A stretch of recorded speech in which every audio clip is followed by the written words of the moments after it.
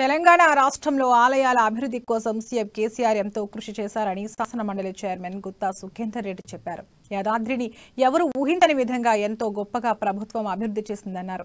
దేవరకొండ పట్టణంలోని శ్రీ గోదా రంగనాథుల తిరు కళ్యాణ మహోత్సవ వేడుకలో గుత్తా సుఖేందర్ రెడ్డి, ఎమ్మెల్యే రవీందర్ కుమార్ నాయక్ పాల్గొన్నారు. నల్గొండ జిల్లా తెలంగాణ ప్రభుత్వ హయాంలో గొప్పగా అభివృద్ధి చెందిందని వారు తెలిపారు. దేవరకొండ నియోజకవర్గాన్ని అభివృద్ధి చేయడానికి అన్ని విధాలుగా సహాయ సహకారాలు అందిస్తారని గుత్తా సుఖేందర్ రెడ్డి స్పష్టం చేశారు.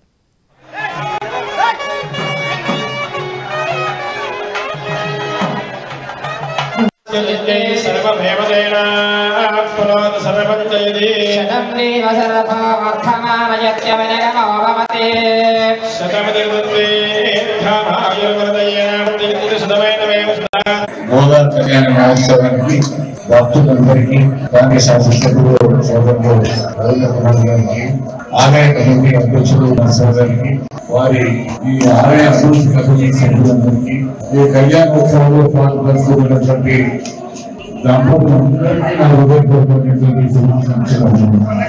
ముఖ్యంగా గత సంవత్సరం గోదా కళ్యాణం అవడం, మీ అందరూ కలవడం, ఈ నూతనంగా నిర్మిస్తున్నటువంటి ఈ దేవాలయం రోజు రోజుకు అభివృద్ధి పనులు పొందాలని మీ అందరూ కూడా తెలుసు.